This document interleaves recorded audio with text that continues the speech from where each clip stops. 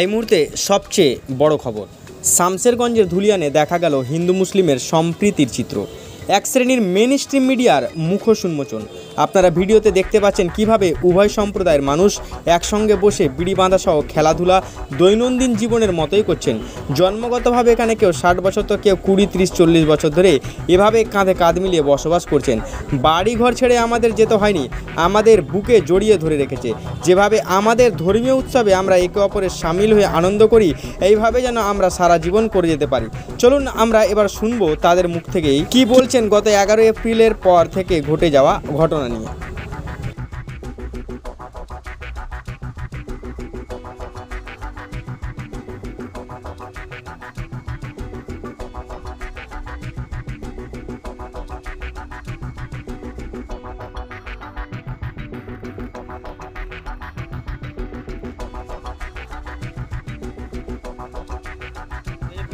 মানে বাতাবরণের কথা উঠে আসছে বা বিভিন্ন তো আপনাদের এই এলাকাতে কেমন? আমাদের এই এলাকা শান্তিপূর্ণ, আমরা সবাই একত্র আছি, আমরা একত্রভাবে চলছি, একত্রভাবে খাচ্ছি, একত্রভাবে বাস করছি। এখানে আমাদের এখানে কোনো ঝামেলা নাই।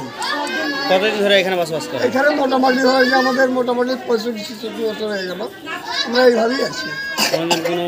হ্যাঁ, আমাদের জন্মগত এখানেই আছি, আমরা পূর্বপুরুষ থেকে আমরা এইভাবেই বাস করছি। আমরা একই সঙ্গেই বাস করছি বা একই অবস্থায় চলছি। ঈদের সময় আপনারাকে হ্যাঁ ডাকে ইনভাইট করে, আমরা পুজোর সময় ইনভাইট করি। আচ্ছা কাকা, কিছু মানুষ বলছে যে তারা ভয় ভয় বলছে, আপনাদেরকে এখানে ভয় ভয় লাগছে? না, এখন ভয় লাগে বাবা, সেদিন কিন্তু ভয় লেগেছিল। কিন্তু মুসলিমরা কিভাবে সাপোর্ট করে? মুসলিমরা আমাকে বুকে জড়িয়ে লেগেছিল। এটা আমরা বলবো না কি ওরা আমাকে দুচ্চাই করেছে। আচ্ছা, আমরা সবাই একত্র ছিলাম, তারা আমাদের উপর প্রাণ দিয়েছে, আমরাও প্রাণ তাদের উপর দিয়ে লেগেছি। কোথায় এটা? এটা আমাদের এটা ডাবাংলা মোড় বা পূর্ব রতনপুর দিয়ারপাড়া। আপনার নাম? আমার নাম ইন্দ্রজিৎ সাহা। চারিদিকে একটা মানে প্রচার হচ্ছে যে শামসেরগঞ্জ বা ধুলিয়ানে পুরোটাই ধুলিয়ানে মানে হিন্দু সম্প্রদায়ের ওপরে একটা মানে ওরা ঠিক নেই, ওরা থাকতে পারছে না, বাড়িঘর ছেড়ে পালিয়ে যাচ্ছে। তো আপনারা এখন অবধি কেমন ফিল করছেন এবং বাড়িতে রয়েছে না কোথায় রয়েছে? আমরা বাড়ির ভিতরেই আছি, এমনি আমাদের পাড়াটা শান্তিপূর্ণই আছে, কিন্তু একটা ভেতরে একটা আতঙ্ক আছে যে কখন হয়তো কিছু একটা হয়ে যায়, কিন্তু এমনি তো শান্তিপূর্ণ আছে আমাদের পরিবেশটা। কোনো কিছু হয়েছে এখন অবধি? এখন অবধি তো কিছু হয়নি।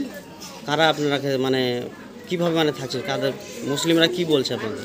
না, ওরা আমাদের সাথে সঙ্গই দিচ্ছে, আমরা এমনি পাশাপাশি বসবাস করছি, এমনি ভালোভাবে বসবাস করছি, আমাদের কোনো প্রবলেম নেই।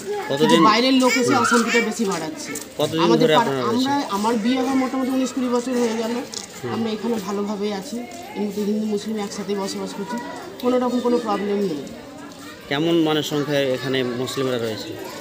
এখানে আমরা তো হয়তো 10-15 ভাগ আছি 100 ভাগের মধ্যে, ওরাই বেশি আছে, পুরোটাই মানে 80-90 ভাগ মুসলিমই এখানে। কোনোদিন কোনো অসুবিধা হয়েছে? আমাদের পাড়াতে কোনোদিন কোনো অশান্তি নেই, এদিক থেকে আমরা শান্তিপূর্ণভাবে বসবাস করি। পুজো ঈদে কেমন কাটিয়েছে? আমাদের খুব ভালো কাটে, অসুবিধা নেই, আমরা দুইভাবেই মিলেমিশে সময় কাটাই, এগুলোতে নিয়ে কোনো প্রবলেম নেই আমাদের মধ্যে। কিন্তু এগুলো বাইরের লোকেরা এসে এগুলো অশান্তি করাতে একটু আমরা আতঙ্কের মধ্যে আছি, এটাই একটু। এখন অবধি আপনার যে এলাকার যারা মেম্বার বা যারা আত্মীয় স্বজন? না, তারা সবাই সঙ্গ দিয়েছে, মেম্বাররা, পঞ্চায়েতের মেম্বাররা সঙ্গ দিয়েছে। রাতের বেলা যে? হ্যাঁ, রাত্রিবেলা করছে ওরা, সঙ্গ দিচ্ছে। কোথায় এটা?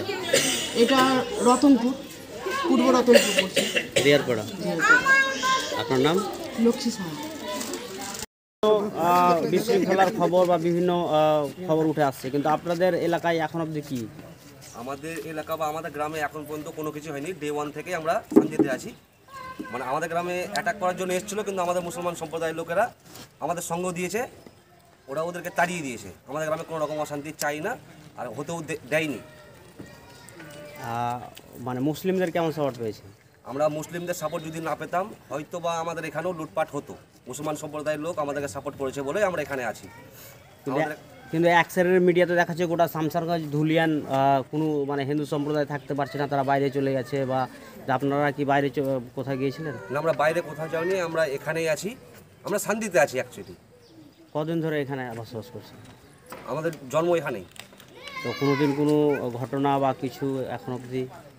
কোন দিকে কোন ঘটনা ঘটে সেটা জানি না, তবে আমাদের গ্রামে আজ পর্যন্ত কোনো সম্প্রীতির ঘটনা, সাম্প্রদায়িক ঘটনা ঘটেনি। ঈদে কি ইনভাইট করে মুসলিমরা? হ্যাঁ, ওরা ইনভাইট করে, ওরা ঈদে ইনভাইট করে, আমরা পুজোতে ইনভাইট করি ওদেরকে। মিষ্টি দেন? মিষ্টি। তো এই যে এক শ্রেণীর মিডিয়া দেখছি যে এমনভাবে প্রচার করছে, মনে হচ্ছে যে গোটা শামসারগঞ্জে মানে একটা অন্যভাবে ছবি দেখানো হচ্ছে।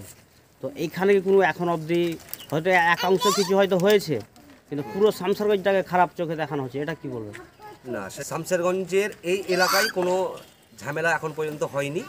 অন্যান্য জায়গায় কী হয়েছে আমরা জানি না, হয়েছে অনেক কিছু হয়েছে, কিন্তু আমাদের গ্রাম বাদ দিয়ে, পূর্ব রতনপুর দিয়ারাপাড়া। আপনার নাম? অমর সাহা।